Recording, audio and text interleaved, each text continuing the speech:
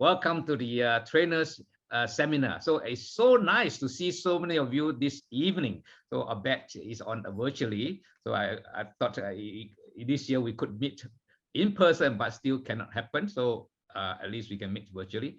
Okay, extraordinary times call for extraordinary actions and solutions. For the second year running, we will be conducting our trainings virtually. So last year, the training went very well indeed, even though it was the first time we tried it.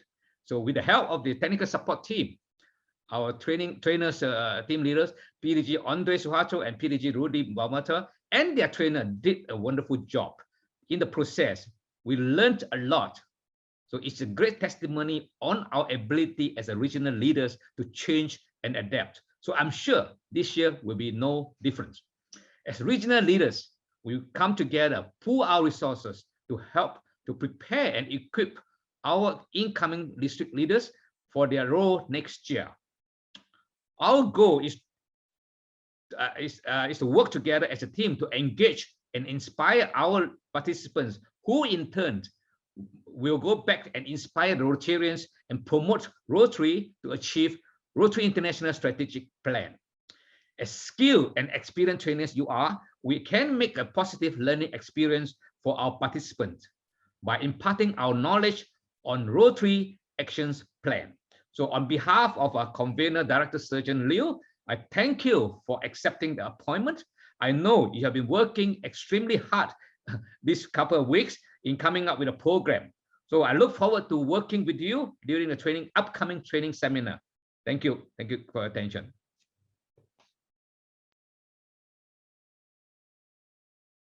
Thank you very much, the 2021 Singapore Institute Chair, PDG Chu Gim Bok, for doing the welcoming remarks. Now, tonight, we are also very fortunate because we have with us our convener for the 2021 Singapore Institute, none other than Director Surgeon Liu Chi Tian. Can I invite Director Liu to do the opening remarks? Go ahead, Director.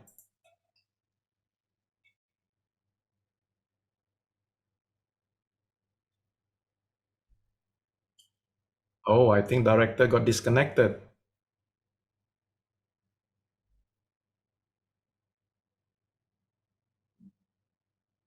Director has got disconnected from us. Okay. Let's just wait for a few moments to see whether he is coming back, or PDG Ortho, would you be able to contact Director to see whether he's having problem? Otherwise, we can proceed, and then when he comes back, we can revert back to invite him. Maybe get my phone, and then probably I will. Okay. All right. Okay. Meanwhile, I hope all of you have received the agenda and as well as the assignment on the topics that you are supposed to be facilitating or training, and as well as the guide from the GETS or the GNTS Leaders Guide, depending on which session you are supposed to facilitate. And we will be able to later on go through some of these in detail, because there are differences in the way the GETS is going to be conducted as compared to GNTS this year. This is based on feedback that we get last year, or rather the 2020 GETS and GNTS, which was done for the very first time virtually. Okay, Director is reconnecting now. Okay, that's good. Okay, I have not seen him coming in yet. Just wait for a few more moments. He said he got cut off, so I asked him to rejoin. Yes. Okay. So where I mentioned just now, this year we are making some improvement based on feedback and how the way the session actually went for GETS and GNTS. And as well as we are quite fortunate because a lot of the trainers last year have developed their set of slides, and this set of slides have been shared with all of you, right, in the Google Drive. So you are encouraged to dig up those slides, download them, study them based on the topics that have been assigned to you. Make improvement. You do not need to follow exactly what the slide has been prepared. Make improvement, right? And then maybe we can actually then discuss how the contents are going to be adjusted later on. All right, I still have not seen director anyway. Is he having difficulty connecting?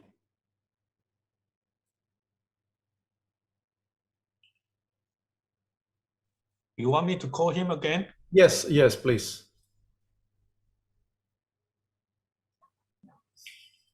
This is one of the challenges with technology. Wait. He handed off my phone, so probably he's trying to get connected. Okay. Maybe he's using the phone to log in, yeah. Could be. Okay, this is one of the challenges in technologies. And talking about that, there may be a need for us to look for what we call it the GETS or GNTS trainer support.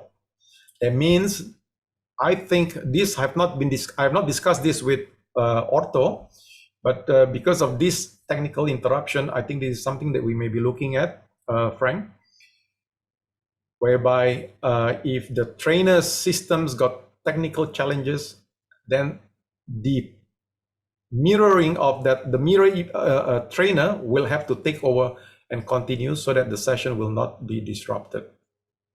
And that was what was done during the International Assembly this year, which was conducted for the very first time virtually.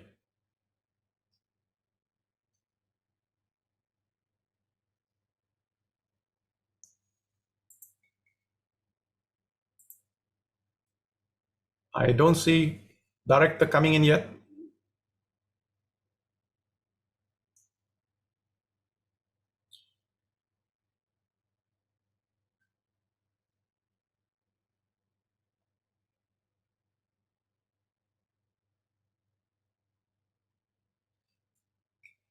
Can I suggest that we proceed, and then when he comes in, we get him to deliver the speech? Okay, all right.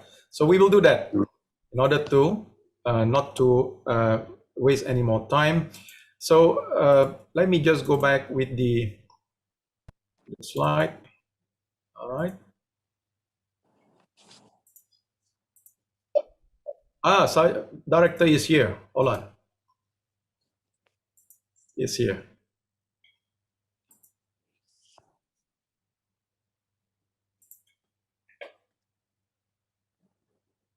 Director. Okay, he's trying to connect to his audio. You're muted, director. Director, you're muted. You can unmute. Okay. Okay. So thank you and welcome back. Welcome back. And sorry that you have actually been disconnected and encountering technical challenges in coming back. But it is my pleasure now to welcome you back and for you to deliver your opening speech, the RI Director, Surgeon Liu Chi-Tian. Go ahead, Director. I'm sorry. I am delayed due to the connection. Institute Chair, PDG Gimbal, training team leaders, and all the facilitators, my fellow Rotarians, good evening. Due to the ongoing COVID-19 pandemic for these 2 years, the Rotary International has decided alternative to virtual meetings instead of in-person meeting for training, including pre-institute training such as GETS Governor-Elected Training Seminar and the GNTS Governor's Nominee Training Seminar. This is the second year we hold the virtual pre-institute training events in Singapore Rotary Institute. The training team was headed by GETS training team leader, PDG also from District 3490, General Trainer PDG Peter from District 3501, and the GNS training team leader, PDG Andrew from District 3300. Thank you for your leadership and engagement. As usual, we have a refresher meeting for all the facilitators and trainers. In this meeting, I think you will learn how to prepare your role, the technique of communication, and exchange your ideas and experience. Also, we can learn how to use zone techniques in the training events. Now, I would like to congratulate all the facilitators and the trainers on your appointment. Serving as trainer is one of the most rewarding and memorable experience of your Rotary career. This refresher course was developed in order to prepare you for the upcoming GETS and the GNTS. I have been twice as International Training Assembly, International Training Leader in 2013 and 2014, and also the GETS Training Team Leader in Taipei Rotary Institute and the Code Kinabalu Institute in 2013 and 2014. Now, I would like to share how to prepare for your role as facilitator. First is the most important, prepare for your role. Facilitation, idea exchange is very important. Facilitation is a process of guiding a meeting or discussion.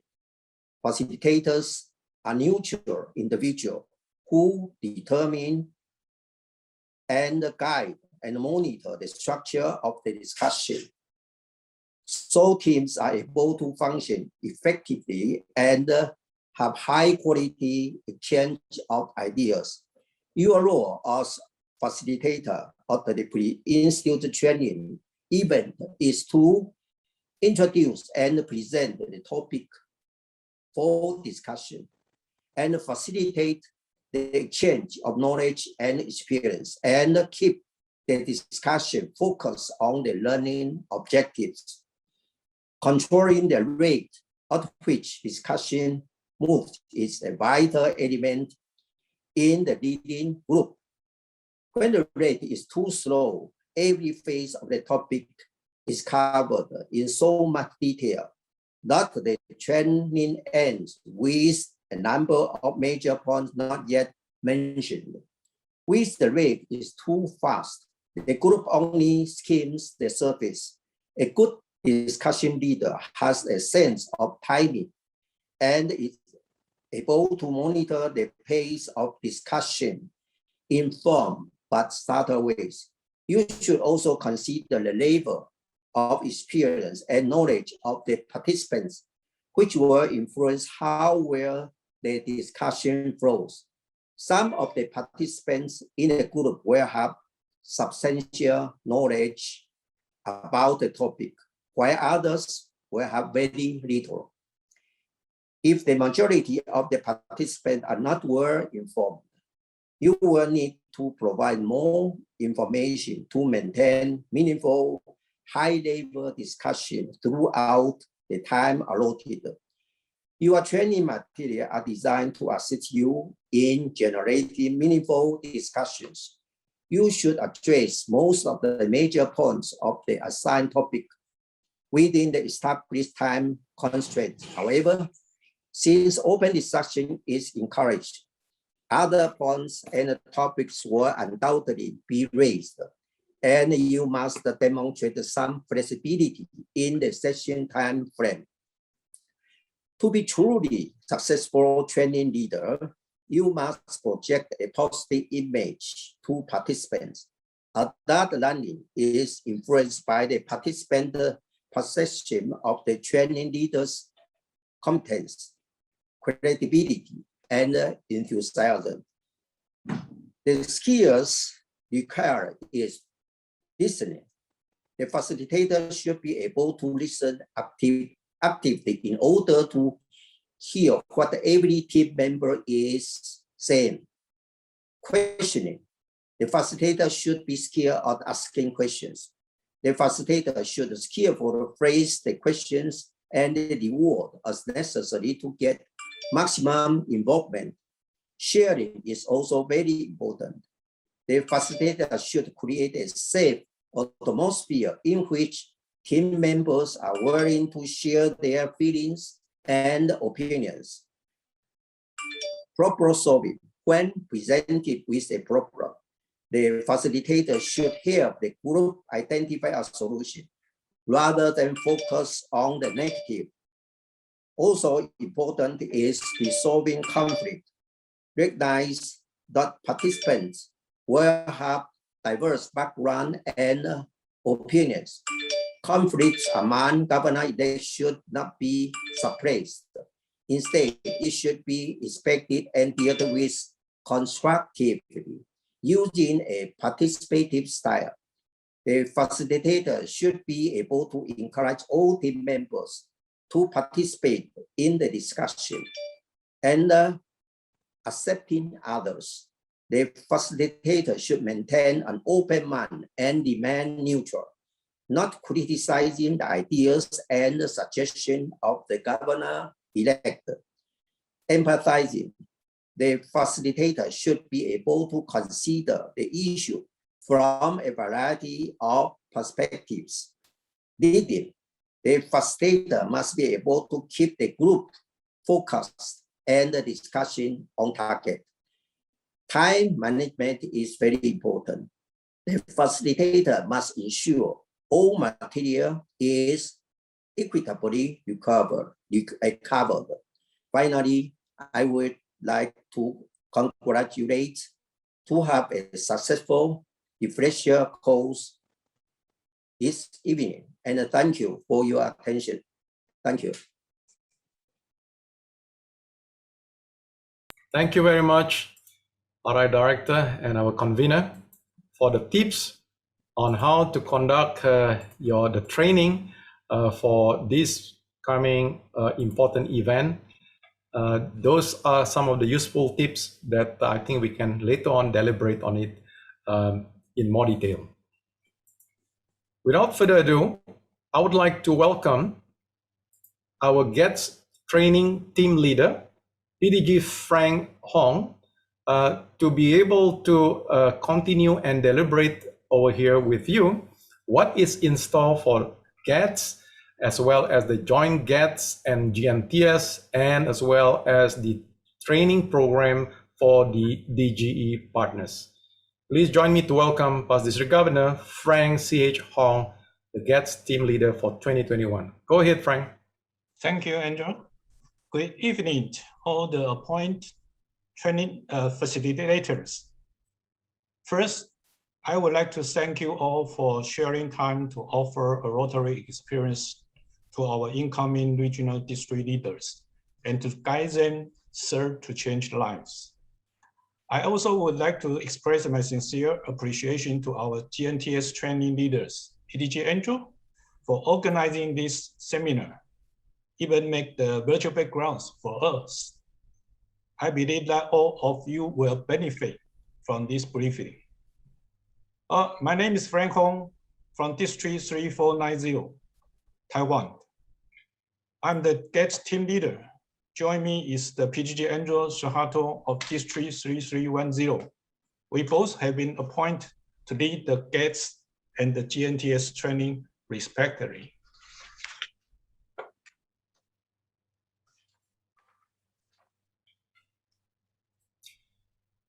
Thank you, PDG Frank. Yeah, I cannot control the slide. Yes, are you able to? They are not moving. Okay, let me just, hold on. Let me just go out.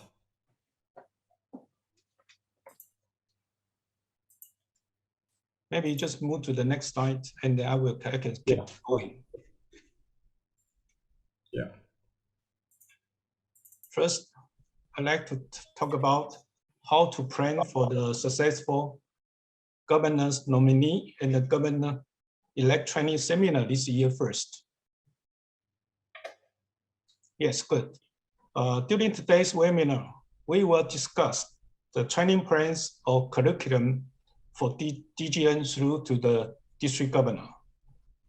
And the Rotary's actions plans, which is centered to everything that we do at the club, the district, at the zone, and at RI.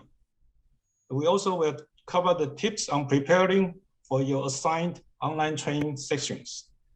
And I will do the overview of GETS, joint GETS GNTS, and the GETS Partners program. And later, Andrew will do the GNTS adaptations. In the follow-on, we will discuss ways to make online training for governors more successful and engaging. Finally, we will review how to emphasize the team building and the collaboration in your training. I will cover the item 4, and the rest will be by PDG Andrew.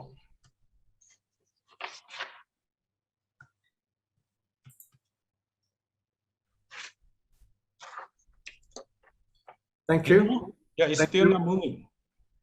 Let me just. Next, please. Yes. Yeah. Okay. Let's begin with the quick overview of the curriculum for governance training now. So I will give the floor to GNTS team leader, PTG Andrew. Andrew? Yes, thank you very much, Frank, for that kind introduction.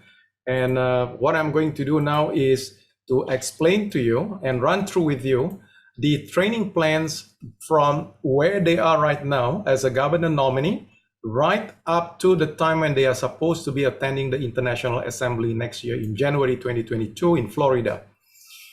Now, the upper part next to the number 1, 2, and 3 are actually representing the in-person training. Well, this is now being replaced by virtual. So before they attend the first training, which is the governor nominee training seminar, they are encouraged to access the Rotary Online Learning Center to complete the learning plan, which is called District Governor Basics. And that would have taken about 2.5 hours to complete. Now, if they are the DGE and going to attend GETS, before they attend GETS in October, they need to complete District Governor Intermediate online learning plans at the Rotary Learning Center, which takes them about 4 hours and 15 minutes. And subsequently, after GETS, they have to complete the District Governor Advance before they attend the International Assembly. That is another 2 hours. Now,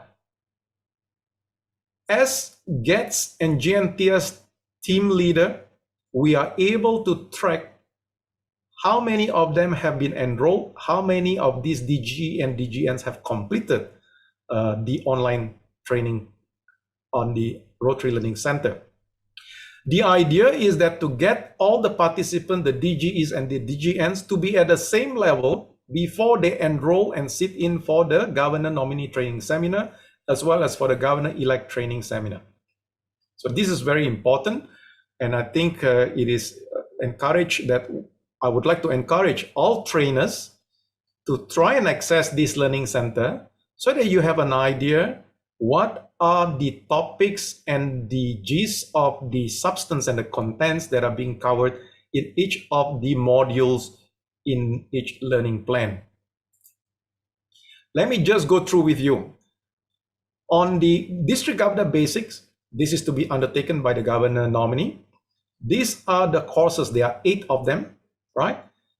Starting with getting started with the Learning Center, which is actually a must for everyone before they start accessing the Learning Center. It's just trying to get the participant to be familiar how to navigate with the Learning Center.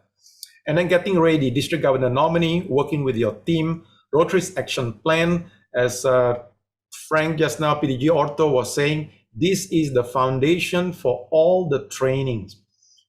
In fact, starting from the DGN, DGE, and as well as the International Assembly, and even the President-elect trainings are all centered around the Rotary's action plan. So I don't need to read it one by one, but basically these are the modules, all right? And this is the version in Chinese. It is also available, right? So for those who are from Taiwan or any of the Chinese-speaking DGNs, please get them to access the online learning center. And this is how it looked like, all right? Now, this is for the DGEs, where they have to complete the District Governor Intermediate online training.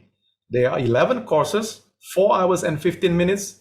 This learning plan is the longest among all the 3 online for the incoming governors. All right. So you can see that the topics are all very varied and different. Okay. And the RI actually keep on enhancing this topic. What is not yet available is this managing district finances, which is coming soon. All right. So that is coming, I think, most probably after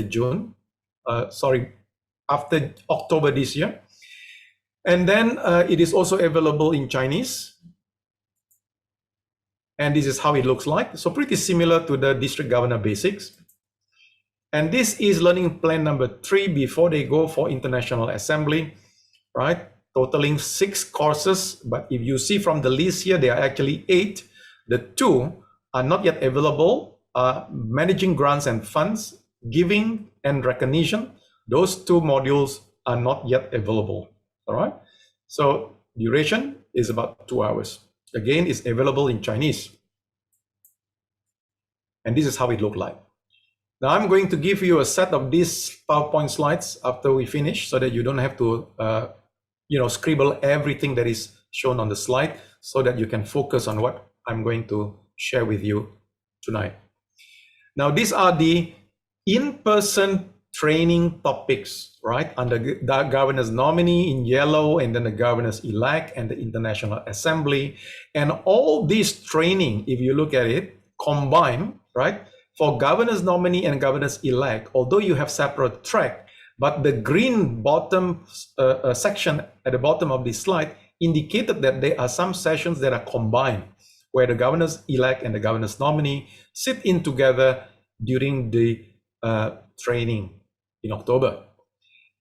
All the 3 different training, governor's nominee, elect, and as well as International Assembly, are all very much centered on the Rotary's action plan, which is increase our impact, expand our reach, enhance participant engagement, and increase our ability to adapt. So if you are not yet familiar with the Rotary's action plan, I would encourage you to go to the RI website or even to the Learning Center, complete the course on Rotary's action plan so you have an idea on what it is, because the Rotary's action plan will help clubs and Rotarians to plan their activities in line with the Rotary vision statement. This is the action plan, right? Increase our impact, expand our reach, enhance participant engagement, and increase our ability to adapt. So they are all together 4. And in each one of them, there are a set of objectives. For instance, increase our impact, taking eradication of polio, and leverage the legacy that we have actually put in so much, and focus our program, and take that to capitalize to expand our reach, so that we can grow and diversify our membership for participation beyond the traditional channels where we normally get new members, right? By increasing the Rotary's openness and appeal, and build the awareness to people who can be connected with us, not necessarily in becoming a member. And for our existing members and any other person or individuals or organizations that are connected with Rotary, it is our responsibility to make sure that their participation with us is actually enhanced. It doesn't matter whether they are members or not, anyone connected with us, their participation must be enhanced so that they can actually have good, memorable experience working with Rotary and Rotarians. And obviously, in order for us to be able to survive for the next 116 years, we must be able to adapt, or else we will not progress. So these are the G's of it. And this action plan was actually rolled out in 2019, and it is going for review in 2024, right? So this was crafted by the Rotary International Strategic Planning Committee and approved by the Board of Directors of RI and the Board of Trustees of the Rotary Foundation. All right, now let me spend the next few slides about preparing your training sessions.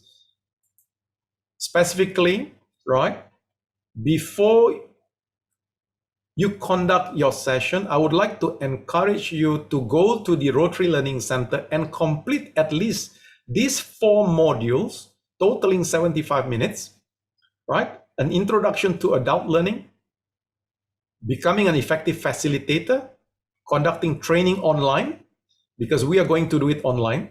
So you need to be familiar about what are the characteristics of doing online training and managing a training session.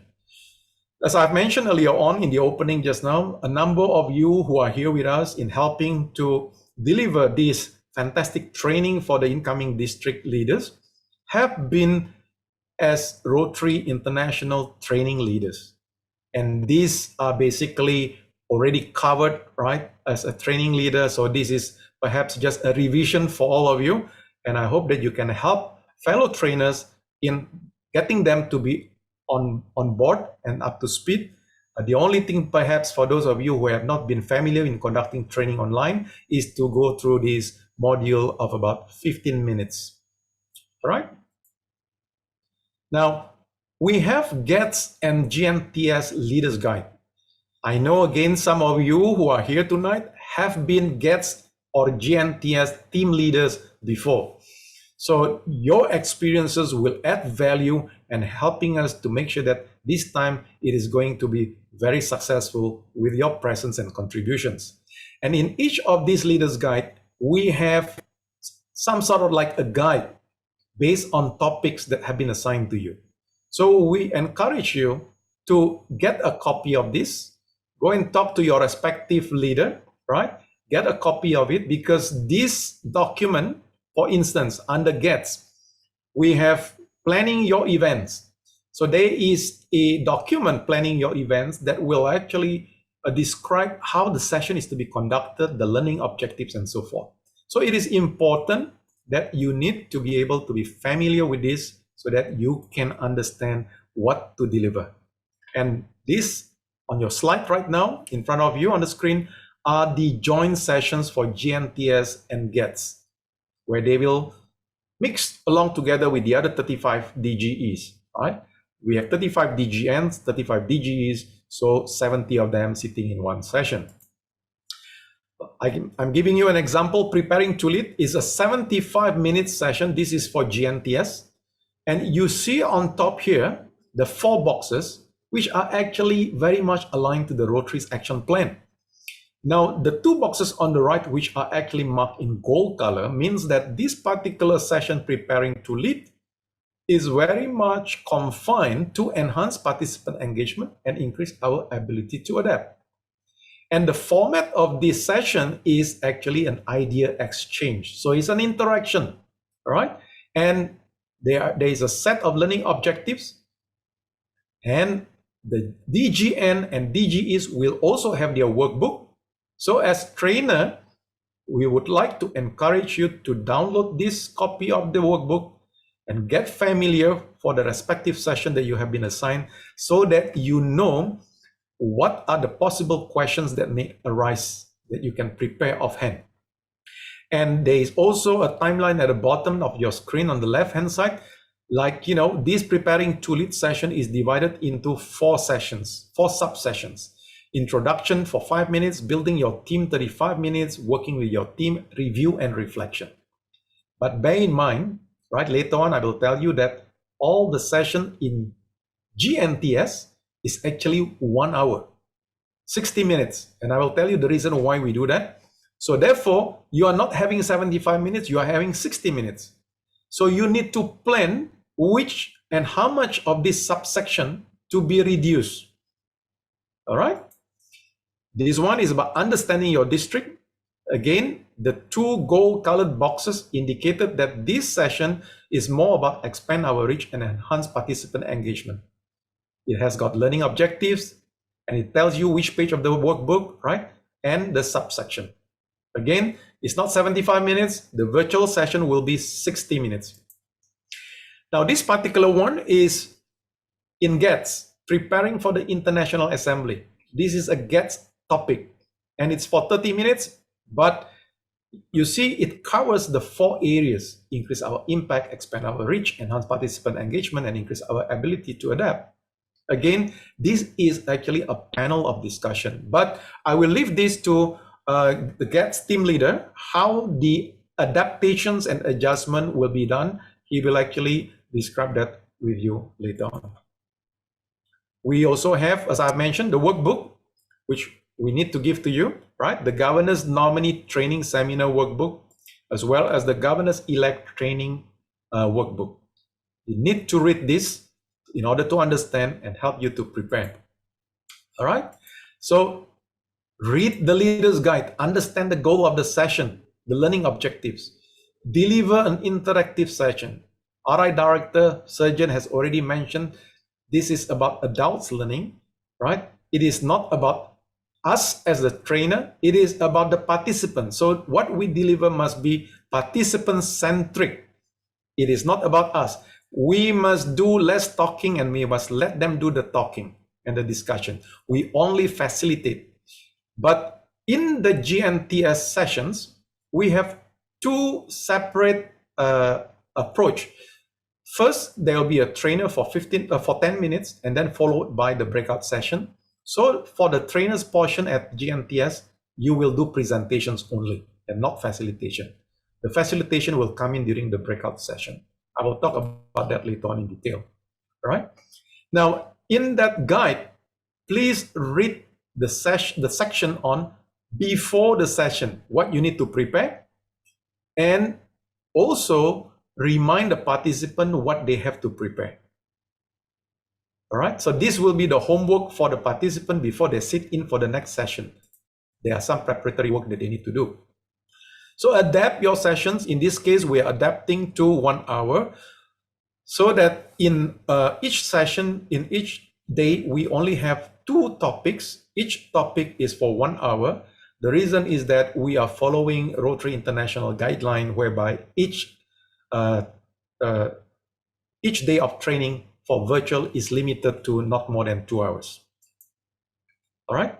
Now, for those of you who have not been very familiar in using Zoom, right, to conduct your training, you need to try and download the Zoom software, practice in front of the camera, do the recording, replay it, and see where are the areas that you need to improve. Okay, with that, I'm going to pass the next session now to our GETS team leader, PDG Orto Hong. Go ahead. Thank you, Andrew.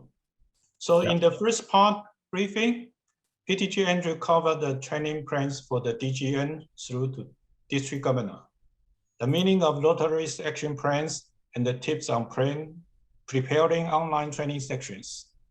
But for all trainers, in order to provide the whole picture of the 2021 GETS joint sessions, GETS Partners virtual programs, which I did not enclose in my invitation letter. So I'd like to take this opportunity to share all GETS take this opportunity to share the whole training sections, section-related topics, and their section teammates to emphasize the team building and the collaboration. As to the GNTS trainers, it's for you to acknowledge the joint sessions.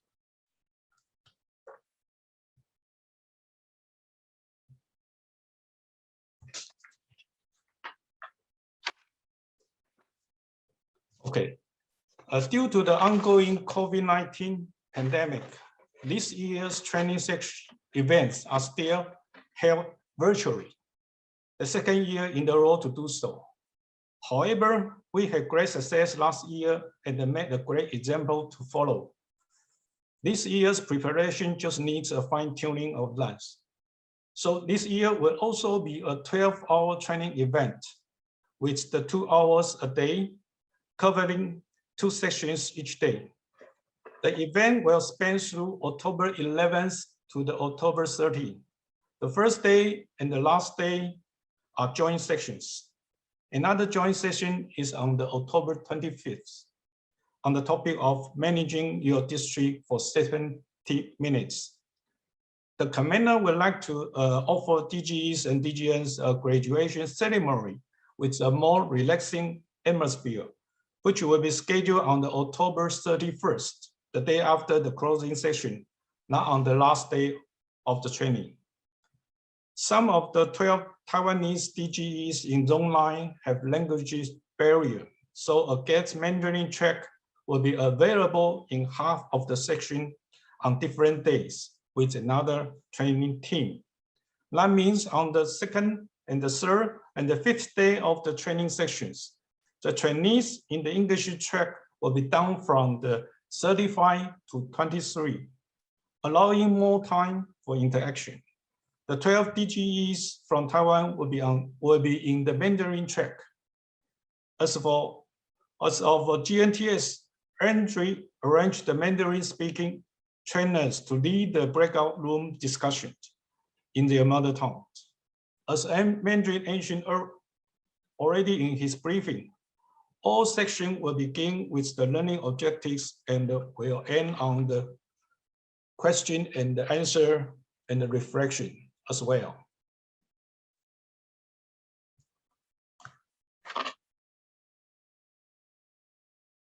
Andrew, can you move the slide for me? So here are the titles of the 12 sessions. Basically, the duration arrangement is molded from last year's experience. I encourage you to read and familiarize with all section materials, allowing to have the whole picture of the training course. There are two new updates. Section 4 was previous creating clubs that inspire leaders, but has now been changed to the engaging with clubs. Section 7 was previously your support from Rotary and has been changed to the club and the district support. This section will be supported by the RI staff. The 60 minutes closing section will be divided into the two parts, 30 minutes each. In the first 30 minutes, we will cover the Q&A and the reflection from the all sections. In the other 30 minutes, Angel and I believe that we need to provide the opportunities for all certified district leaders to have more interaction and engagement even in the virtual event. We have set up a platform for fellowship and the service projects. In these 30 minutes, we plan to invite 4 representatives from the Zone 1B, Zone 9, Zone 10A, and the Zone 10BC to share their fellowship engagement and the service project cooperation at district levels during their service as a governor. Here, I want to ask the zone officers to deliver the message to the members of your zone and coordinate one representative on behalf of the zone to conduct the report. We also have 5 minutes. We also have another 10 minutes for the DGNs. We may invite them, some of to represent, to share their story as well.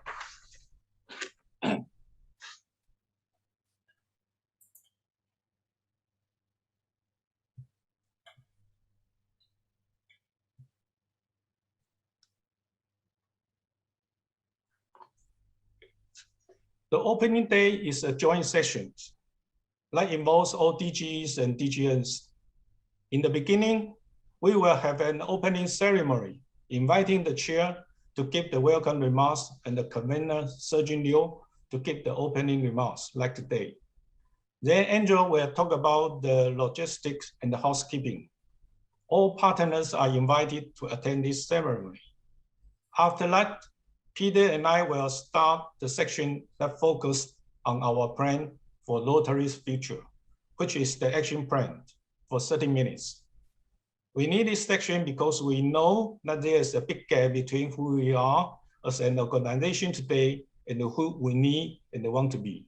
That's why we moved from the old strategic plan, our values in action, to this new one, action plan. In the section 2, has 2 topics. Communicate for success will be by the PDG Lu, and the building a Rotary community by PDG Suharto. In between each sessions of all 6 training days, we usually have 5 minutes break.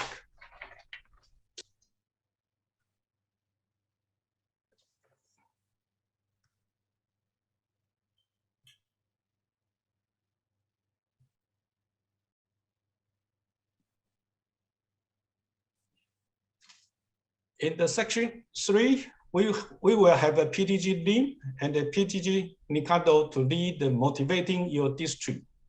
And they will talk about the topics discussing motivating club and the district leaders, and develop a plan for the impact club visit.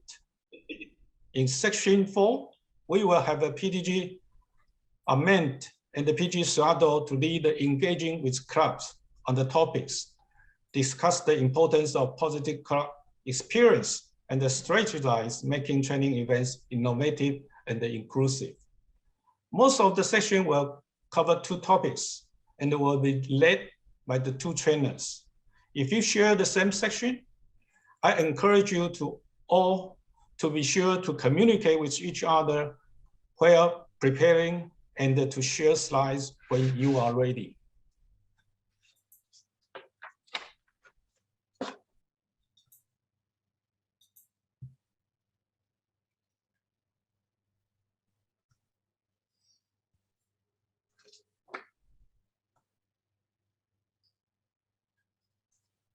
On the 3rd day, in section 5, we will have PDG Reyes Jr. and the PDG Chu to lead the supporting and the developing clubs and to talk about the strategized membership challenges in existing clubs and the plan for a new club development. At the end, we will have PDG Amend to conclude this section with Q&As and the discussion about the lesson learned. If possible, PGG Amend can have the PGG Reyes Juniors and the PGG choose slides in advance to prepare this part. In the section 6,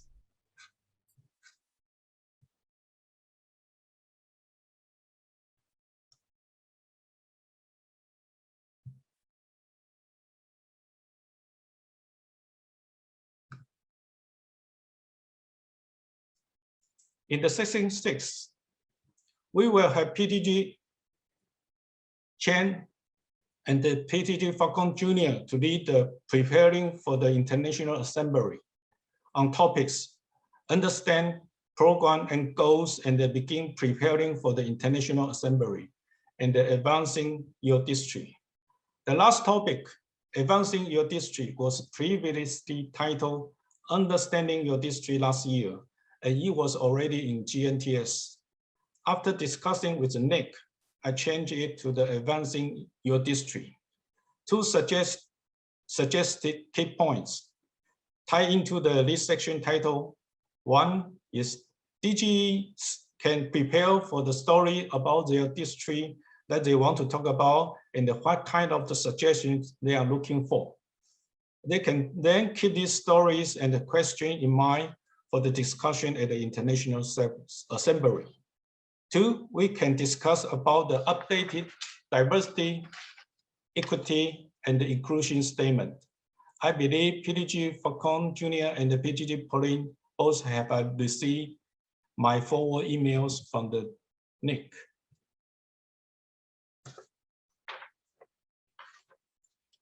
This session is to learn about the support from the RI staff. AB1 will be arranged into the 4 groups. Group 1 and Group 2 will be supported by the CDS Asian Pacific team.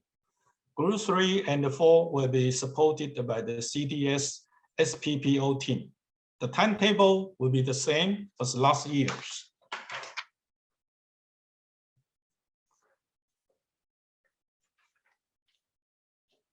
This session, managing your district, is a joint session. We will have a PDG Jen for continuity and the succession, and the PDG Ricardo for managing conflict. The youth protection and the discussed by district financial management will be supported by the RI staffs. Because of the limited staff capacity on the youth team, they would like to prepare a pre-recorded video to present the youth protection topic for 50 minutes.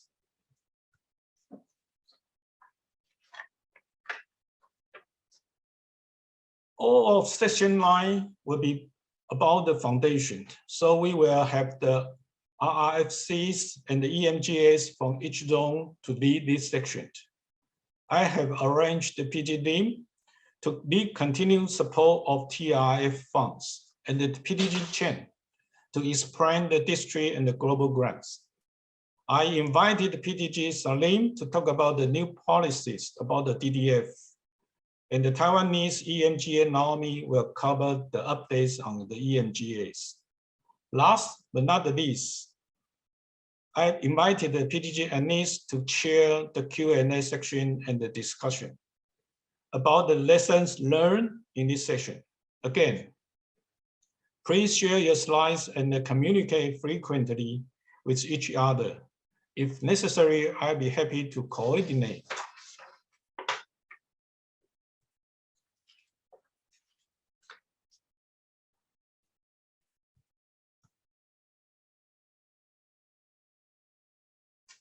Session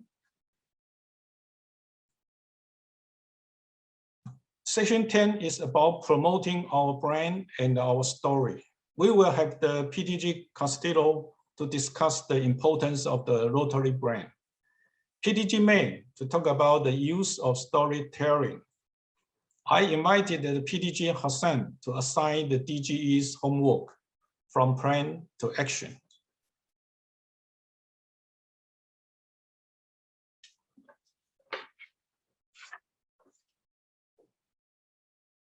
As future leaders, DGEs and DGNs have been entrusted with pivotal role of encouraging buy-in for this action plan and helping clubs to realize our private priorities over the next 5 years. So same as the last year, we want to invite 4 PGG to refresh and re-emphasize the 4 priorities of the action plan related to the last 6-day training to conclude these training events.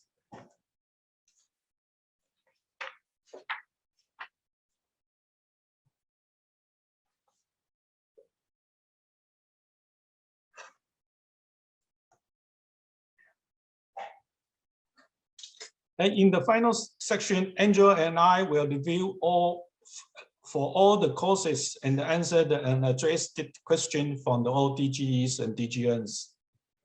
And in the last 60 minutes, as mentioned in the beginning, although we cannot meet in person, we still would like to spare some time and find ways for interaction to extend Rotary friendship and the international service opportunities among the Zone 1B, Zone 9, and the Zone 10.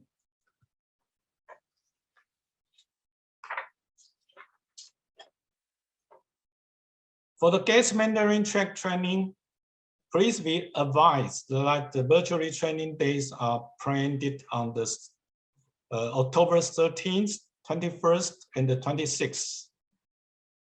If the security alert level in Taiwan is down and the epidemic is well controlled in October, hopefully we can arrange the one-day in-person training on October 13th to cover the sixth section instead.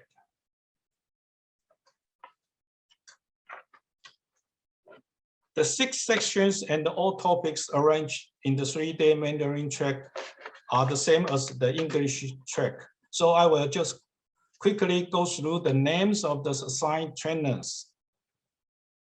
This section will be by the 2020 IA trainer Sarah and the 2021 IA trainer Peter. Will take turns to cover the 4 topics in the Mandarin track on the 2nd day.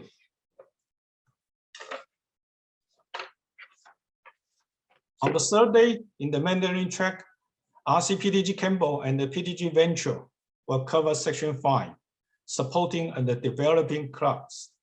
And the PDG Peter and the former IA trainer PDG Pauline will cover the section 6, preparing for the International Assembly.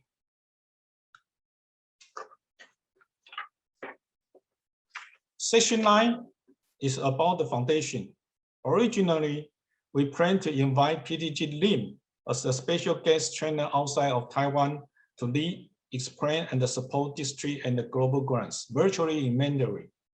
we wish have more opportunities to execute global grants between two countries through this arrangement. If this section shifts to the in-person, I would like to ask the RRFC chain to take over. I apologize to PDG Lim and the PDG chain for any inconvenience. This session will be led by the RRFC PDG chain and the EMGA PDG Naomi. In section 10, we will have RPIC PDG May and the EMGA Naomi to lead the 2022 IA training leader. Sarah, and she will lead the last part of this activity.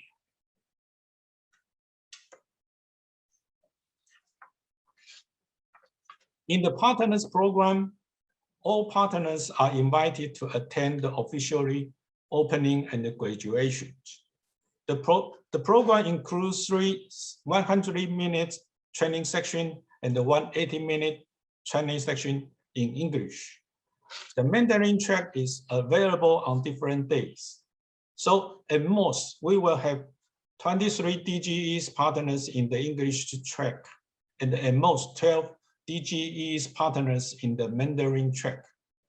Thanks to the PDG Sarah Ma and the PDG Philip Chong for coordinating the English track, and my partner Yang and Peter's partner Monica for coordinating the Mandarin track. DGN spouses are welcome to attend either in the English track or Mandarin track.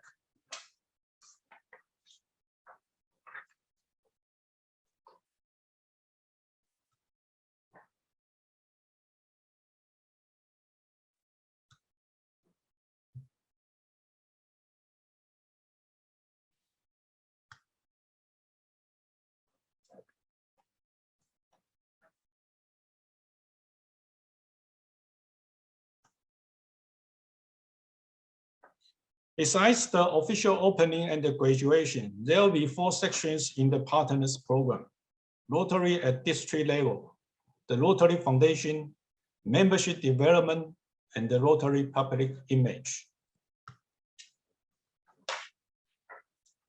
The first section will cover 4 topics: role and the responsibility of district governor and the partners. It will be by the PDG Sarah Ma.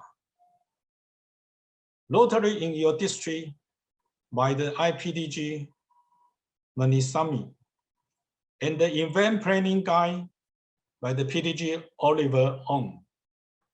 And the last one, official visit by the PDG Pride.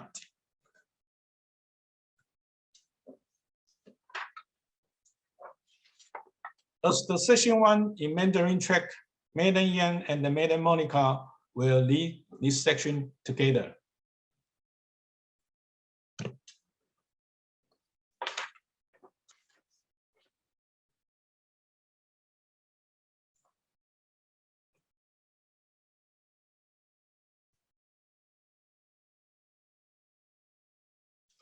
In section 2, we will have 4 trainers to lead. The Rotary Foundation will be led by the PDG Bahadi. Sorry for my pronunciation. Contribution to the Rotary Foundation will be led by the PDG Philip Chong. And the service projects will be led by the past president Cindy Chen. And the fundraising ideas will be led by the president Andrew Wu.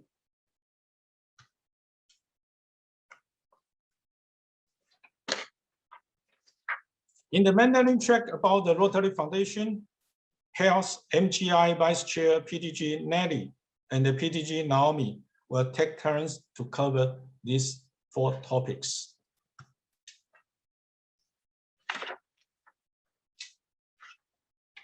The section 3, the membership development section, will include membership flexibility and the diversity by the PDG Jeff Young, and the Rotary Clubs by 2019 IA Rotary Act moderator CP Alice Lin. And the last one, the types of Rotary clubs by the PDG Williams Chen.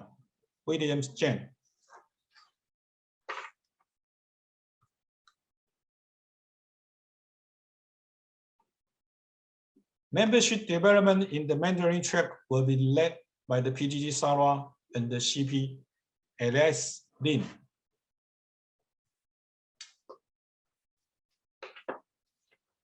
The last section, the Rotary public image, will be led by the PDG Pauline on the enhancing Rotary's public image, and by PDG Mafi Wahadi on public relations and communications.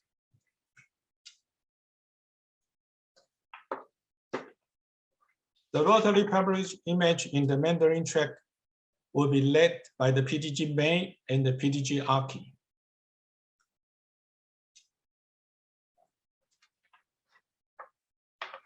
So be sure that you and your partner trainers practice facilitating sections together and discuss the best practice for managing the training environment and get to know each other's skills. Remember that you are setting an example for governors. Likely, not every training session will go perfectly. And certainly the challenge of this year can be difficult to overcome.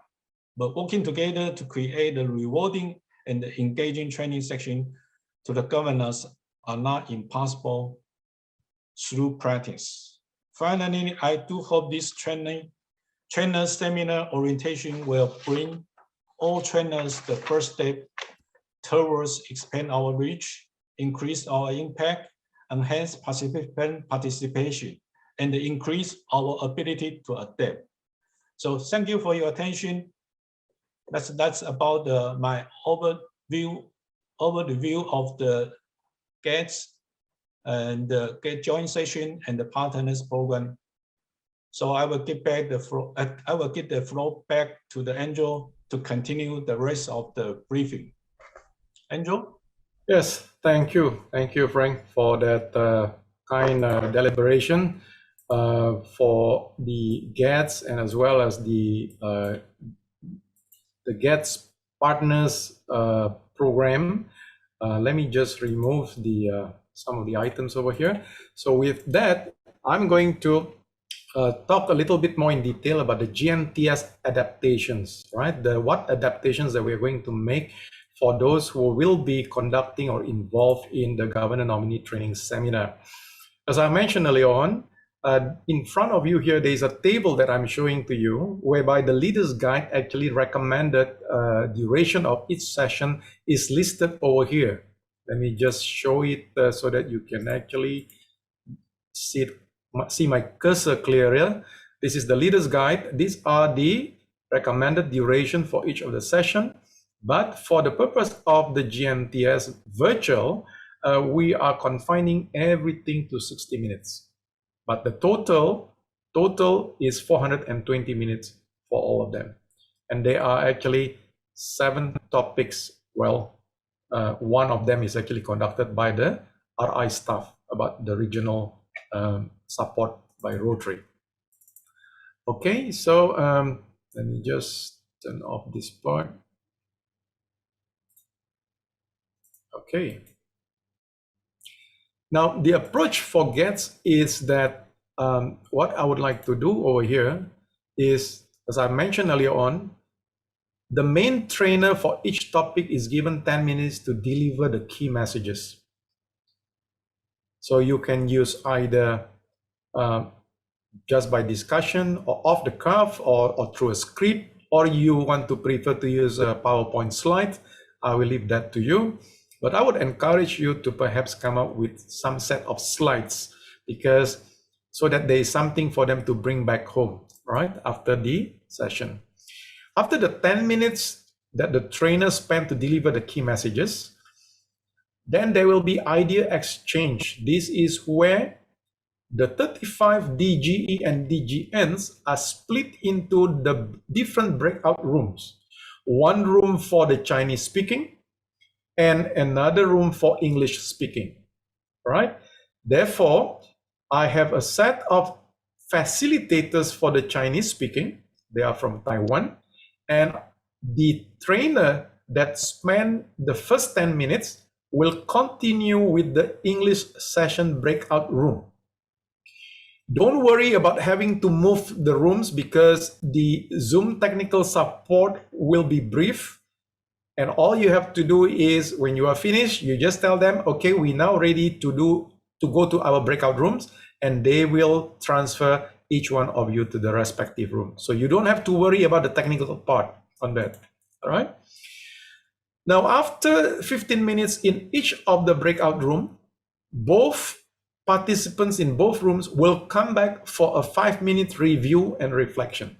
It's like summarizing the topics and sharing of what was learned in each of the room. All right. Now, I want to focus a little bit now about virtual trainings for those of you who are new to virtual trainings, especially those who have not been with us last year during GETS and GNTS. If you are already familiar doing virtual training at your district, right, I would like you to look at some adaptations that we want to make for the GETS and GNTS, as well as the partners training. So what I like to do is, I would like to launch this poll. I would like each one of you to key in your answer. Tell me about your experience. Have you used Zoom as a participant? Not as a trainer, but as a participant. Help me to answer this poll right now.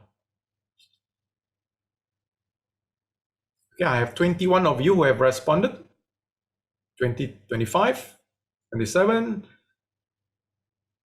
All right, okay, we have 30. All right, let me just end the poll right now, and I'm going to share with you the results. So it looks like most of you are already familiar except one. But not to worry, right? If you're not yet familiar, our job is to get you up to speed, all right? Okay, so thank you for responding to that first question. Now I have a rough idea about your level of familiarity, all right? So now, if you can answer the second session, the second poll, have you used Zoom as a trainer? So have you conducted training using Zoom? Great, yeah, it looks like most of you have. This is going to be an asset and is going to make the training more exciting. All right, 31 of you. Let me just end the poll and share the results. So only a few of you who have not had the experience of using Zoom as a trainer. Again, not to worry, right?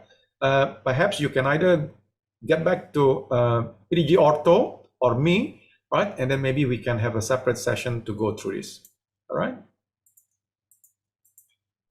Okay, so let me just give a little bit of tips about virtual training, what I think will be essential in making it more effective. Number one, we have typically for virtual training, the session is shorter, all right? The session is shorter so that we don't have Zoom fatigue, right? That's why we limit to about 2 hours maximum, right? And if you notice, we have more than one facilitators, right? This will give the audiences, the participants, a variety of flavor and techniques so that they don't get bored listening to just only one facilitator, all right?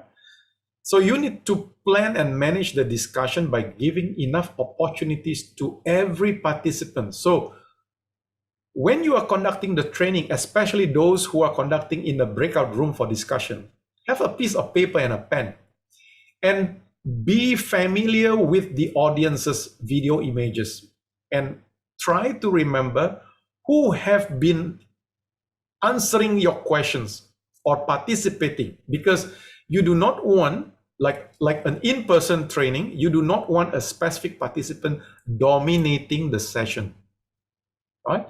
So yeah, don't worry about support. The technicians, the Zoom technical support will provide support for you.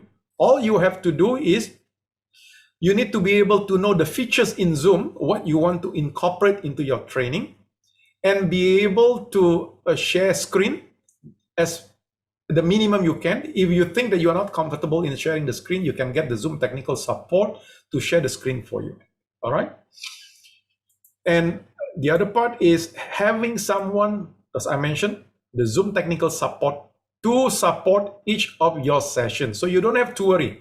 People coming into the session, they got to be admitted, and then they got to go into each breakout room. And then if you want to have a poll in your session, then you have to talk to the Zoom technical support way in advance before the session starts, maybe 1 or 2 days, and give the questions that you want them to include and configure into the Zoom for the polls, right?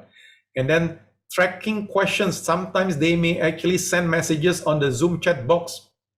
So as a trainer, you need to be very observant, right? Especially when you are displaying your slide, somebody, your participant may be typing a message on the Zoom chat box, and you will be able to see that a message is coming in.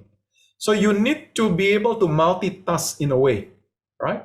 If you are not comfortable with that, please tell the Zoom tech support and say, hey, look, I want you to look at messages and tell me at a specific point when I ask you, right? You tell me what are the messages that has been coming in, because I do not want to be looking at the Zoom chat box because it may be confusing and distracting to some of you. Now, also tracking for raised hands. Now, I'm not too sure whether you are familiar or not, but I would like you to actually, let me just have a look and see whether I can do that. I'm not able to do it right now, but there's a reaction button that you can use. Okay, you got Shezat raising his hand and Ada raising her hand, and you got Paul in there, right? So, and you got Cindy. Now, the beauty about this is that you need to tell them how you would like each one of them to participate if they have questions. Some of them who are not familiar with Zoom, when you tell them, if you have questions, please raise your hand. You know what? Some of them think that is physically raising up their hands. And if you have 35 of them on your screen, it is going to be challenging to see who raised their hands first, right? So if you can set the tone by saying at the beginning of your session and say that if you have questions, I would prefer that you use the reaction button to click the raise hand function button, because by doing that, everybody is put in the queue automatically by Zoom. And therefore, you will not have the opportunity to make a mistake inviting one participant to invite them to speak and deliver their question, when in fact, he or she was the last in asking the question. There were some other people before that person raised up their hand. Okay, now, one thing that you must remember is that you need to tell the audiences, after you raise your hand, please click again the reaction button. Because otherwise, the raise hand picture on the top left-hand corner of the Zoom video images will continue staying over there. Yeah, go. So I'm glad that you're playing around with it, right? So please click the raise hand button again to turn off the raise hand signage on your screen, because otherwise, after you have delivered your question, if you don't click again, I cannot click it for you. The trainer cannot click it for you. So you must click it again. Then only your raise hand picture or icon will disappear. All right. So I hope that explains it. Since there are two of you there whose hands are still being raised, is there any specific questions that you want to ask? Did you venture and Naomi? No? Okay, so then you need to click that raise hand icon again to lower down your raise hand image. Thank you. Good. At least we have some practice. Okay, good. All right. Now, some other points that I would like to bring up. Okay, this is concerning practice using the online tool as a trainer, not so much as a facilitator, as a trainer. If you are using your PowerPoint, you need to be familiar in using the share screen function to launch your PowerPoint. Okay, if you do not If you are not familiar with that, it's okay. Send your PowerPoint to the Zoom technical support and they will launch it for you.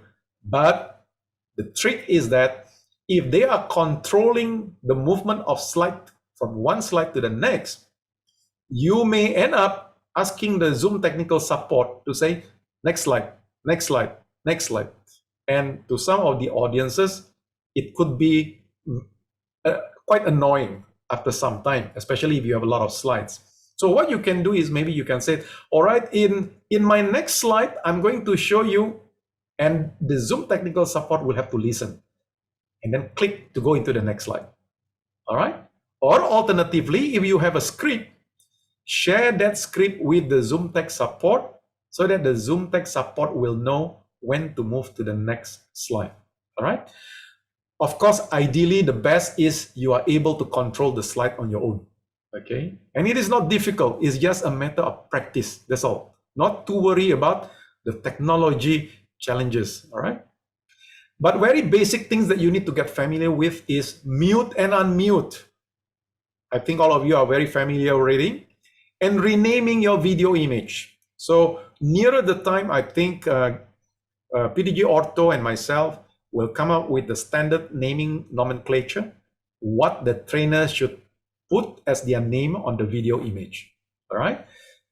And obviously, we may also want to go and have a standard naming convention for the participants so that we will be able to identify them. At this point in time, we have not discussed that, but that is something that we need to look at nearer the time. All right. So you need to be familiar with the Zoom software. We will be doing recording for every session. The reason is because in case some of the participants miss the session, they can actually then look at the recording. At this juncture, District 3340 in Thailand does not have a DGN yet. And the chances of having a DGN by the time the GNTS starts, I don't think so that is going to come up. So therefore, this person may miss, and having recording like this will help. The other thing that I would like to remind everybody is that as a trainer, do not use your mobile computer. Do not use iPad. Do not use your handphone. You have to use a laptop, either an Apple laptop or a Windows laptop, because if you use the mobile phone, it's very difficult. You will not be able to see the participants unless you go from screen to screen, and then you have your slide. So it's very, very challenging, especially if you are not very familiar with the Zoom software already. Okay. All right, other tips. We may be having rehearsal. Therefore, it is very important for you to decide where you will be sitting on the day when you are going to conduct the training. Make sure that where you seated will actually have very strong Wi-Fi signal or internet signal. All right. And check the lightings. Make sure that light should be facing you and not facing your back. All right. Because if the light is facing the camera, then it's going to be, your face is going to be very dark. And the height of your camera should be at eye level. All right. I think all of you are very good in doing this already. I can see from the video images. All right. And if you are not familiar how to install virtual background, right, we will go along and help you to do that. All right. Although it is not mandatory, but it'll be nice to have a uniform background, differentiating the facilitators and trainers with the participants and as well as the Zoom technical support, so that by looking at the screen, you are able to identify. Okay. So this is what I meant. So you have the light, the round lights, or maybe against a window, and you are facing the window or you're facing the light so that your face is bright and is not dark. Right. And to make the camera, if your camera is on the screen of this computer, so you raise up your computer with books or whatever it is, you know, to make it eye level with you. Okay. So you see the picture on the left. This is what happens if your camera is facing a bright light. Your face becomes very dark. So that is not what we want to do. All right. And if your camera is below below you. So as a result, you have to look down. This is what happened with the lady at the center. So that's the reason why you need to lift up the camera so that it's at eye level. And this is what you want it to be, the lady on the right. Okay, very nice, face clearly seen, right? And the camera is at the eye level. The reason why I'm saying all this is because you want to make these incoming district leaders to have a good atmosphere, learning atmosphere, you know, so that we need to help them to make them feel good, enhance their participant engagement.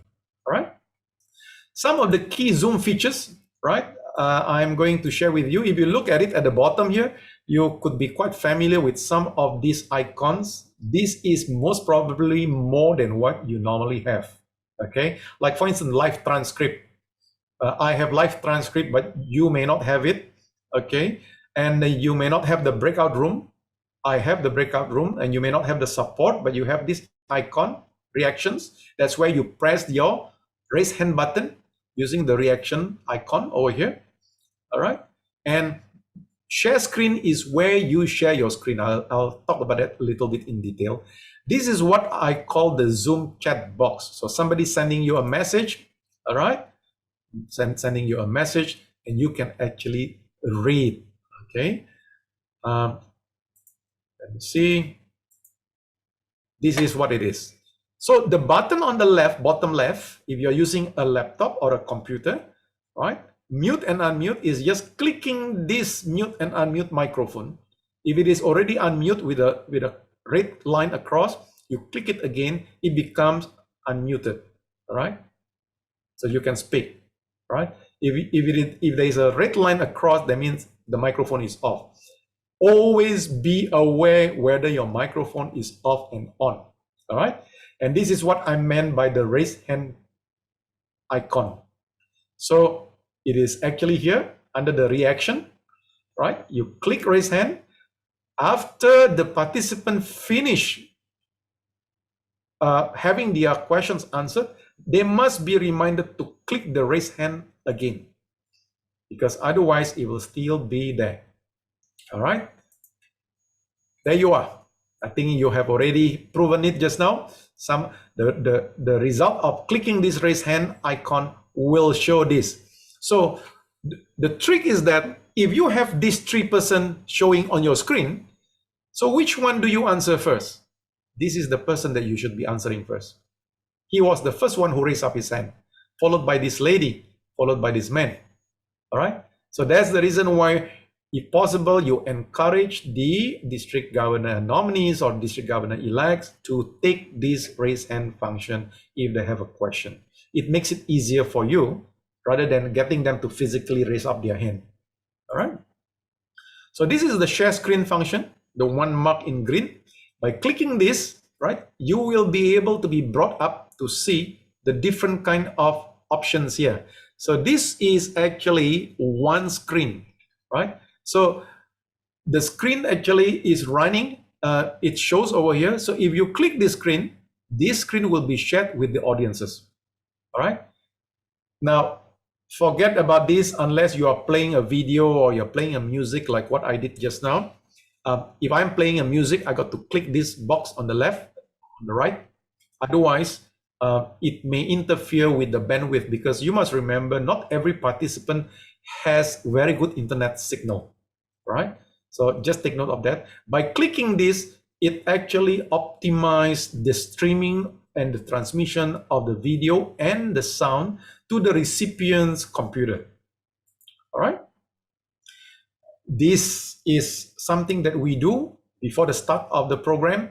We always actually manage the expectations of the participants, and this is the time when you tell them how you want them to raise up their hand and how questions are to be answered, right? And when there will be question and answer sessions. So next is, if you are using slides, okay, then these are some of the tips that you can actually look at in doing slide. Okay, so I'm going to ask you, before I do this, let me see. This time, I'm just going to ask you, there is no poll. I'm just going to ask you by raising up your hand, how many of you have used PowerPoint slide during your Zoom training that you conducted? Just raise up your hand. Wow, a lot. Fantastic. That is very good. Very good. Okay, so no issue with this. Thank you very much for your responses. Fantastic. That's why you have been selected. All right. And next is, I would like to ask you about this as well, but I think it's going to be a bit difficult to answer this question because a lot of it are actually related to things that you use when you develop slides for your presentation. As an example, I would like to suggest that, okay, Peter is asking for live transcription, so I'm giving it to him, all right?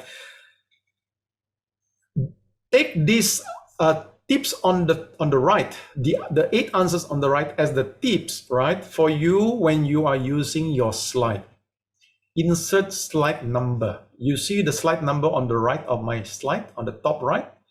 The reason why you want to do that is because, number one, you know how many slides you have and how many more slides you need to cover and how much time you have left, so that you can adjust the speed of your deliberation on each slide. And avoid slides with too much text. Use a lot of graphics and use key messages, right? But obviously use appropriate graphics. And when you use Rotary logo, make sure that they are Rotary logo brand compliant and is created in the brand center.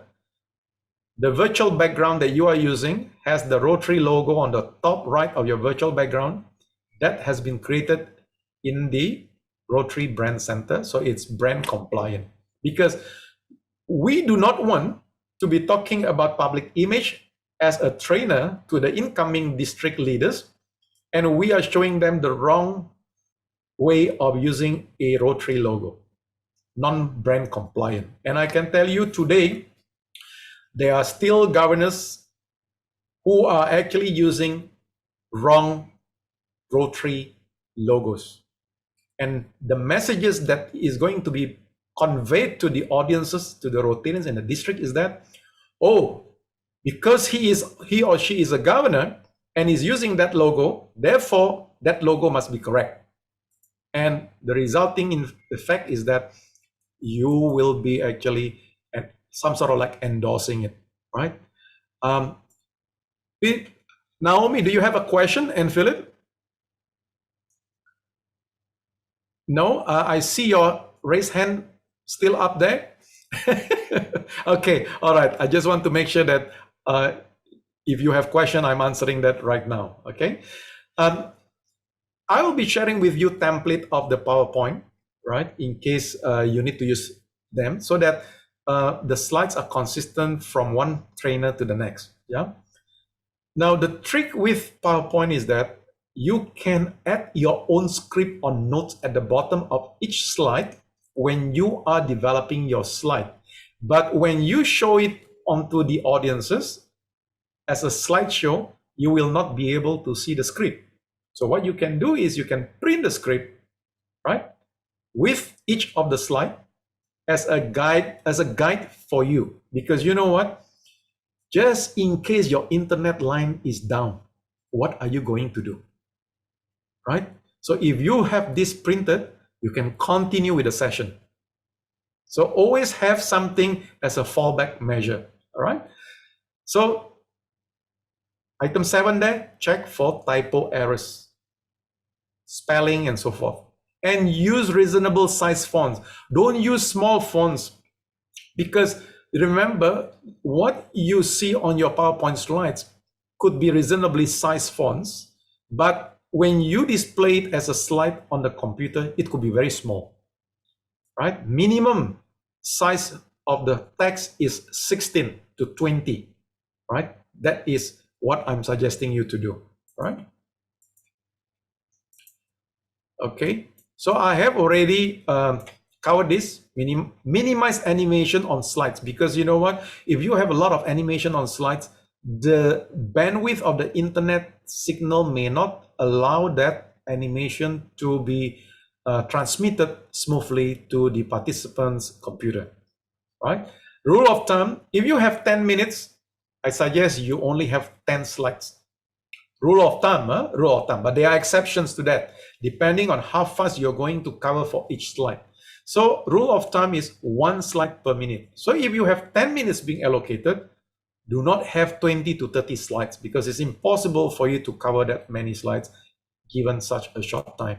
All right, I've covered that slide number. Yeah, I've also suggested to you about the writing down your script on each slide to avoid time overrun. Yeah, use keywords so that your slides are not too wordy. Yeah, I cover about appropriate graphic and the logo as well, and the template which I'll be giving you. Right? Do not put in too much animation. Avoid it if possible. Do not incorporate sound unless you are playing a video. All right?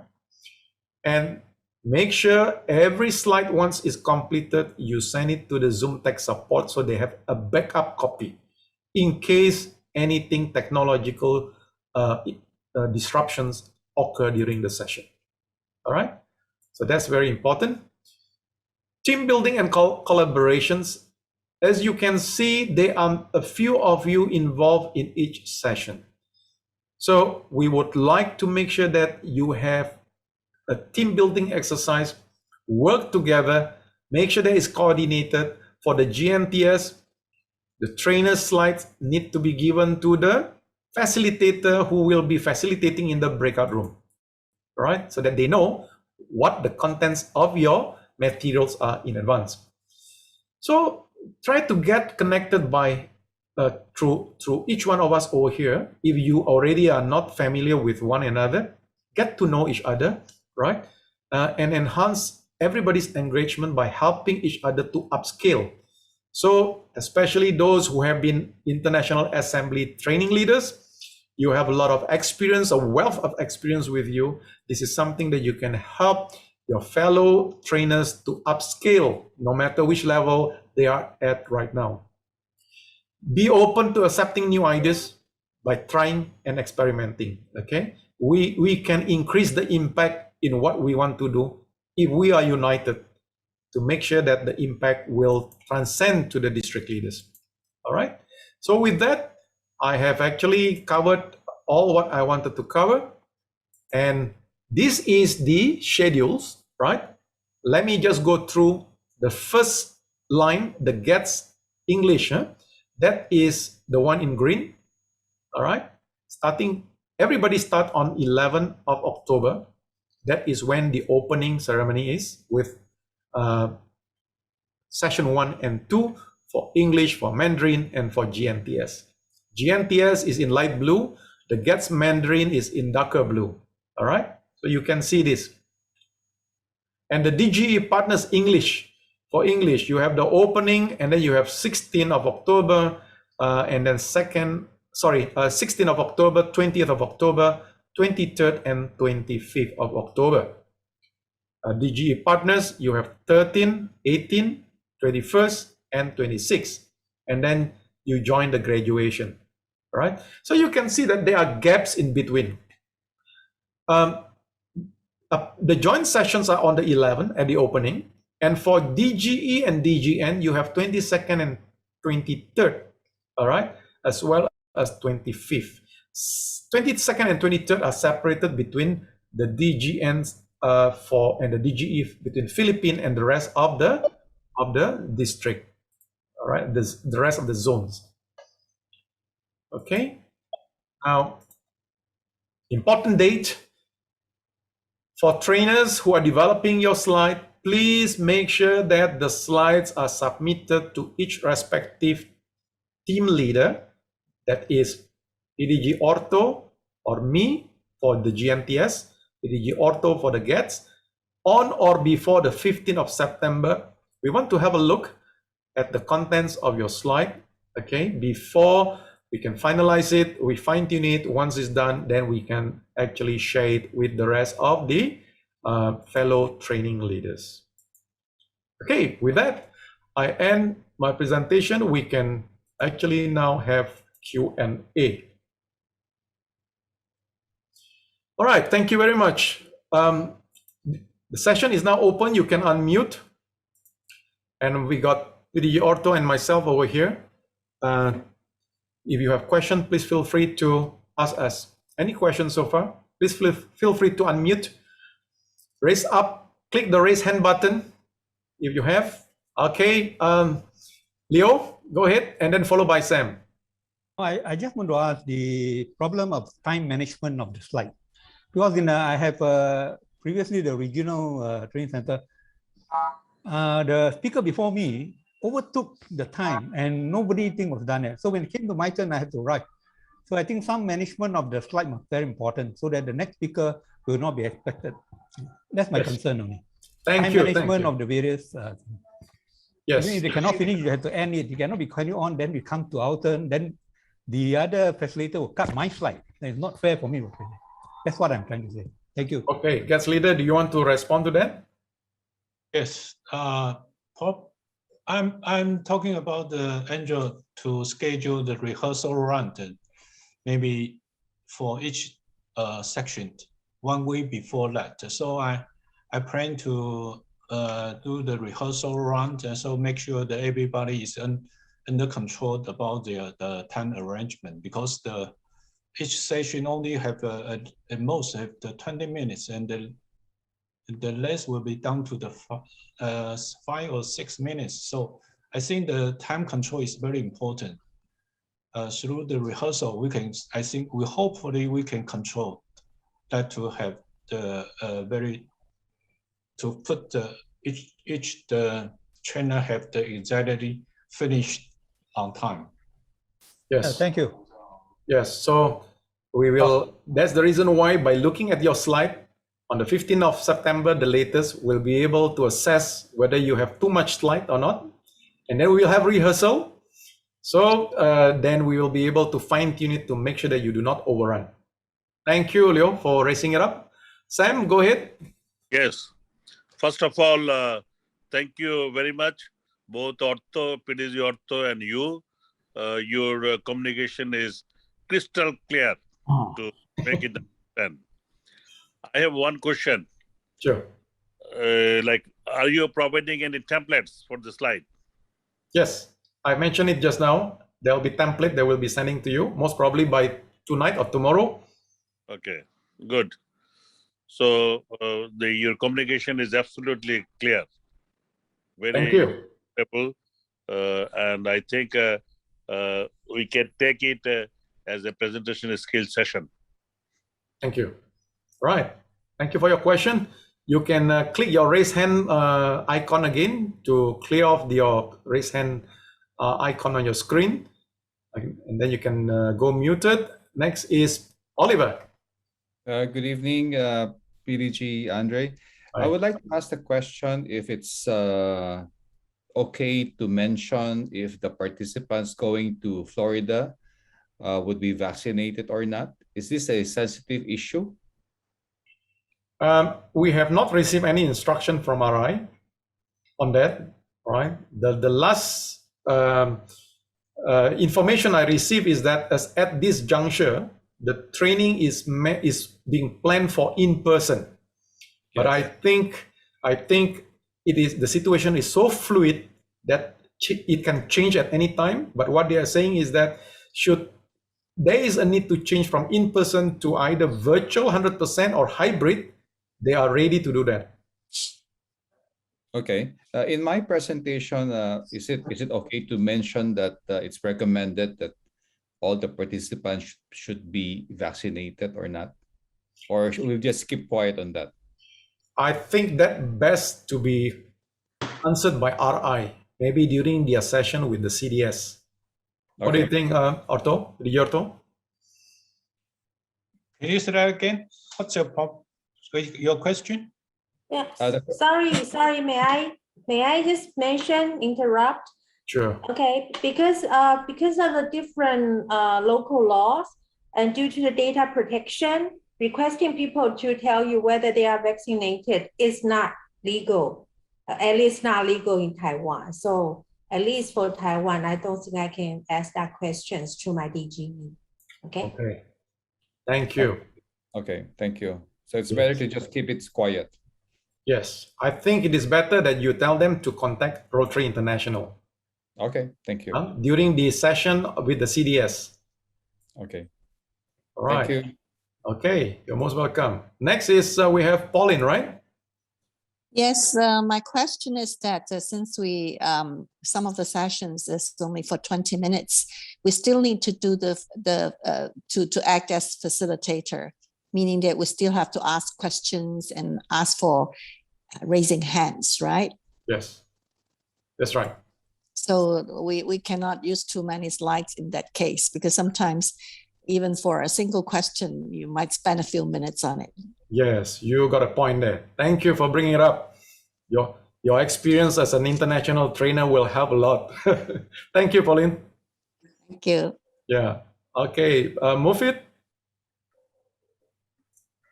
Okay, Yeah, thank you, PDG Andre. My question is same as PDG Pauline's. So how many minutes for the presentation and how many minutes for the question and answer? Oh, because you are actually under PDG Sarah Ma. Right. Okay, Yeah. so maybe it is good for either PDG Ortho or Sarah. You want to answer that? I'm not. As to your question, I'm not quite sure about your topics. So my topic is public image and communication. How many minutes? And communication. How many minutes you have? 20. 20. I think it's up to each trainer to decide which way is the best for their topic. All right, great. Yep. Yeah, I cannot tell you how to do that exactly. Yeah. Okay, then can I have the profile of the participant so I can figure out the how many minutes for the question and answer. Yeah, besides that, your can I have the profile of the participant so I can manage for the question and answer? Yeah, as I know, there are probably 30 or even lower than 30 partners. Okay, 30 partners. The partners programs. Yeah, so if they if we say 70% of them would like to raise hands, then maybe you have 15 hands over there. So you probably want to limit everyone can only speak for 1 minute, less than 1 minute. Right, that's my point. Yeah. Yeah, for the English track, only around 23 at most, because we have 35 minus 12 from Taiwan, so you only have 23. 23. So, yeah, at most, unless some of the spouse of DGE, DGNs, they would like to attend, then the number will add it up. Yeah. All right, noted. Thank you.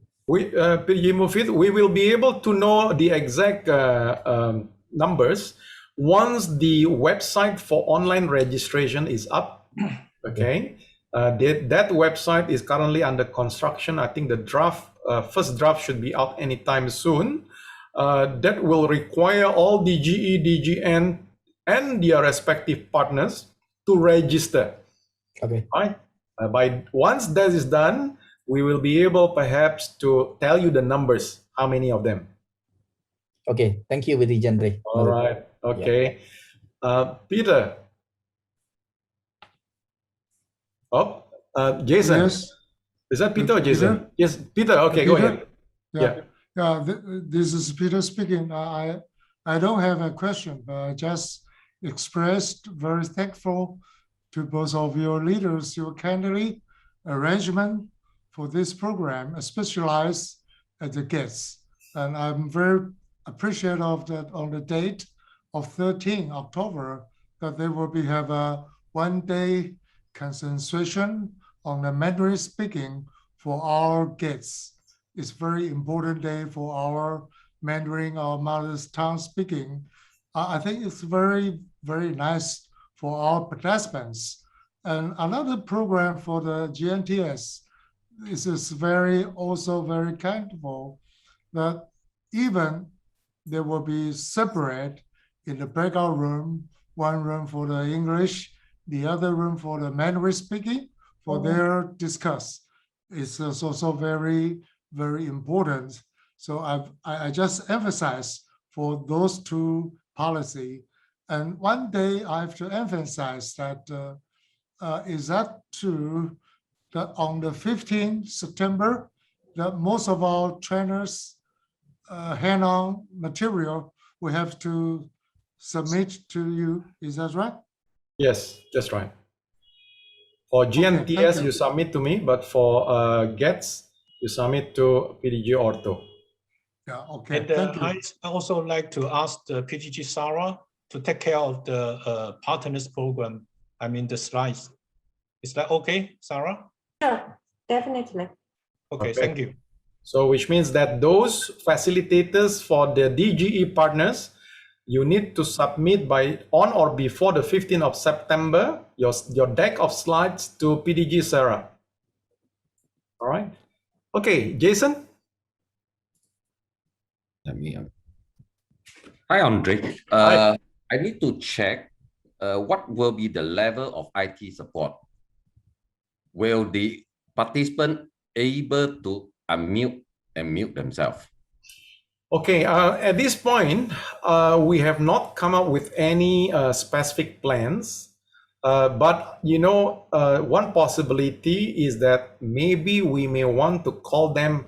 In my discussion with PDG Ortho, we are contemplating or maybe calling them way before the 11th of October when the GETS and GNTS starts, just to have an informal get-to-know session, you know, and at the same time to gauge their level of familiarity in operating the Zoom.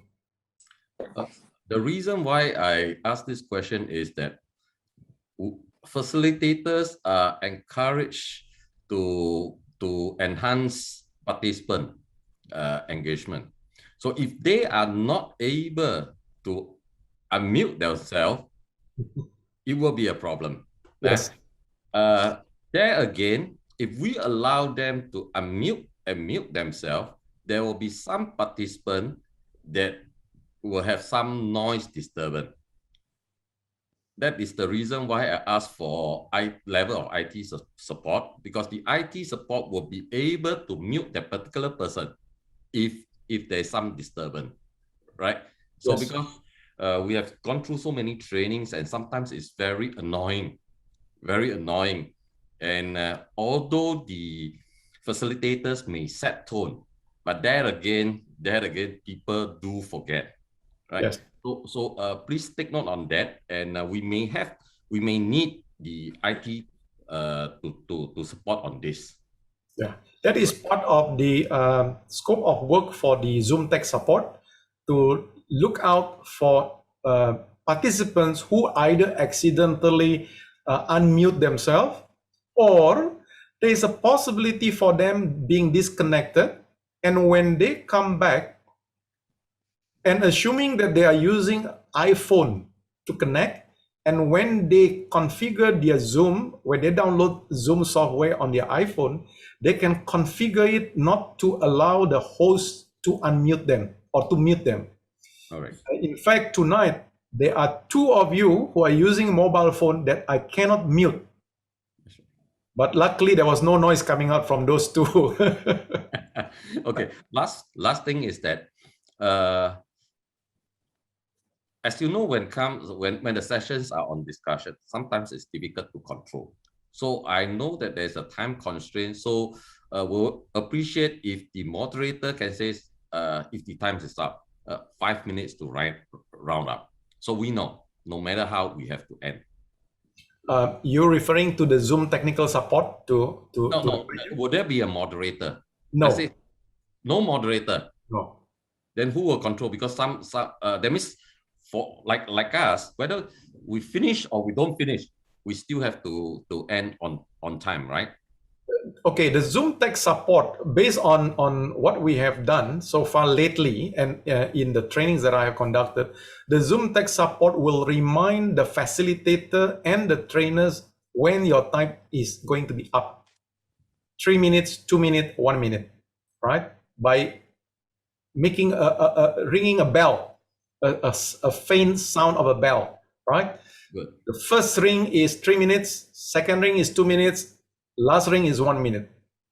Good. Thank That's you. what we are going to do. Yeah. Thank you. So this, I need the cooperation of everybody, every trainer and facilitator to really abide by the time allocation. Because there were instances whereby when we reminded them of their time overrun, they are not happy. But you must remember, if we let you to continue, you are eating the next speakers or the next trainer's time. And that is not fair. And we have already told the audiences how long the duration of this training is going to be. So we must respect the audience's time as well, not drag on unnecessarily. That's why the rehearsal and the vetting of the slide is very important. Thank you, I'm the victim of that. Okay, I hope that we have the cooperation of everybody, please. Yeah. Right. Thank you. Okay, Sarah. Yes, just thank you for very detailed and very decisive instruction to all of us. So I'm thinking maybe can you send the slides and even this recording of the Zoom meeting to everyone? I will. Yeah, I think that will be very helpful. Yes, I will do that. Thank you so much. I will go through PDG Ortho, right? Giving you the link for you to be able to see this recording, and as well as the deck of slides so that you can go through those points. I know there are a lot of things there that we covered. Thank you. Thank you. Yeah, it's a pleasure working with you. Yes, likewise. Anybody else? Ray, you have a question? Yeah, good Yes. evening, everyone. Since we are on the technical problem that we might encounter in the future, are you not thinking to have an alternate like what we did in the Regional Leaders Global Institute? So that in case someone is sick or there's a loss of internet, there could be someone who can to take over. Yes. That's my inquiry. Thank you. Thank you for bringing it up. You remember just now when we had that internet problem with the RI director having to be or rather had the internet issue being disconnected. I mentioned that we probably need to have a mirror of you, the trainer, right, as a backup. So in the case of the Rotary International Assembly that was conducted this year, we had what they call it the training leader support. So in this situation, you have the trainer support. So if I am the trainer for this particular session, and somehow or rather I have an internet connection problem and I cannot conduct the session, and if PDG Ortho is my support, he will have to take over the session from me. So this, I think me and PDG Ortho will need to sit down to do a mapping and pair you with one or another so that we can have a backup plan. Yeah, thank you, Ray, for bringing it up again. Thank you, Andre. Yeah. Any others?